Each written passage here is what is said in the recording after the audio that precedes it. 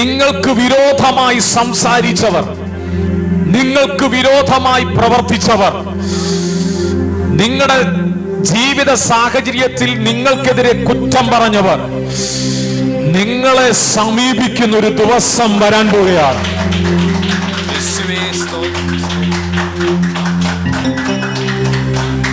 ഇതൊരു പ്രവചനമാണ്.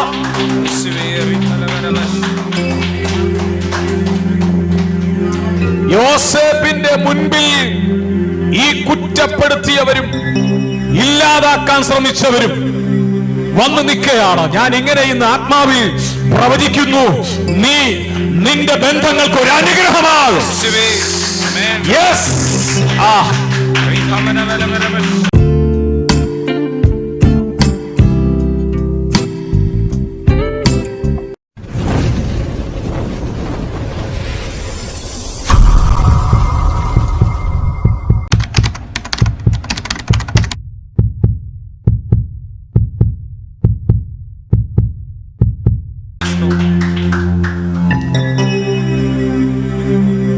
യോസേപ്പ് പറഞ്ഞു, നിങ്ങൾ എന്നെ വിറ്റതല്ല, ദൈവം എന്നെ ഇവിടെ എത്തിച്ചതാണ്. എവിടൊക്കെ ഞാൻ താഴ്ച അനുഭവിച്ചിട്ടുണ്ടോ അതിന് കാരണക്കാർ നിങ്ങളല്ല. ആര്? രക്തബന്ധങ്ങളല്ല, എന്റെ ബന്ധുക്കളല്ല, എന്റെ കുടുംബങ്ങളല്ല. ഇന്ന് പകൽ എത്ര പേർക്ക് പറയാൻ പറ്റും, ദൈവം വാഗ്ദത്തത്തിലേക്ക് നടത്തുന്ന പാതയിൽ ദൈവം എന്നെ നടത്തിയതാണെന്ന്? 8-ാം വാക്യത്തിൽ, ആകയാൽ നിങ്ങളല്ല, ദൈവമത്രേ എന്നെ ഇവിടെ അയച്ചത്. ഹല്ലേലൂയ. അവൻ എന്നെ ഫറവോന് പിതാവും അവന്റെ ഗൃഹത്തിനൊക്കെ യജമാനനും മിസ്രയീം ദേശത്തിനൊക്കെയും അധിപതിയും ആക്കിയിരിക്കുന്നു. നോക്കിക്കഴിഞ്ഞ കർത്താവിനെ ഒന്ന് കരമുയർത്തി സ്തുതിച്ച്. 4-ാം വാക്യത്തിൽ പറയുന്നു, നിങ്ങൾ അല്ലേ ഈജിപ്തിലേക്ക് നിങ്ങൾ എന്നെ വിറ്റതാണെന്ന് യോസേപ്പ് പറയുക. 5-ാം വാക്യത്തിൽ പറഞ്ഞു, എന്നാൽ ഇപ്പോൾ നിങ്ങൾ ദുഃഖിക്കണ്ട, നിങ്ങൾ കോപിക്കണ്ട, നിങ്ങൾ എന്നെ വിറ്റു. നോക്കിക്കേ, ജീവരക്ഷയ്ക്കായി ദൈവം എന്നെ നിങ്ങൾക്ക് മുൻപേ അയച്ചതാണ്.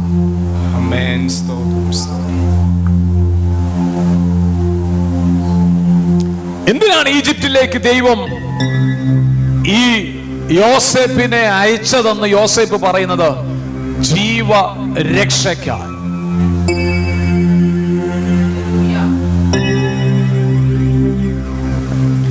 ജീവരക്ഷയ്ക്കായി ദൈവം എന്നെ അയച്ചതാണ്. ആരുടെ ജീവരക്ഷയ്ക്കായി? നിങ്ങളുടെ ജീവരക്ഷയ്ക്കായി.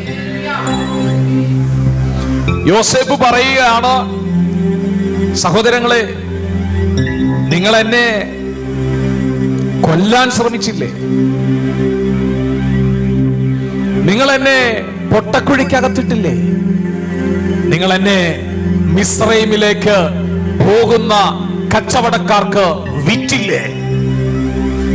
പക്ഷേ നിങ്ങൾ ഇത് ചെയ്തത് എന്റെ ദൈവം നിങ്ങളുടെ ജീവരക്ഷയ്ക്കായി എന്നെ അയച്ചതാണ്. ഒരു ദൂത് ഞാൻ പറയാം, നിങ്ങൾക്ക് വിരോധമായി സംസാരിച്ചവർ, നിങ്ങൾക്ക് വിരോധമായി പ്രവർത്തിച്ചവർ, നിങ്ങളുടെ ജീവിത സാഹചര്യത്തിൽ നിങ്ങൾക്കെതിരെ കുറ്റം പറഞ്ഞവർ നിങ്ങളെ സമീപിക്കുന്ന ഒരു ദിവസം വരാൻ പോവുകയാണ്.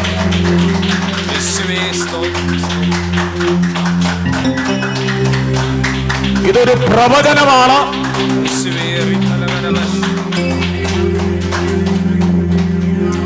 യോസേപ്പിന്റെ മുൻപിൽ ഈ കുറ്റപ്പെടുത്തിയവരും ഇല്ലാതാക്കാൻ ശ്രമിച്ചവരും വന്നു നിൽക്കുകയാണ്. ഞാൻ ഇങ്ങനെ ഇന്ന് ആത്മാവിൽ പ്രവചിക്കുന്നു, നീ നിന്റെ ബന്ധങ്ങൾക്ക് ഒരു അനുഗ്രഹമാകും. യെസ്.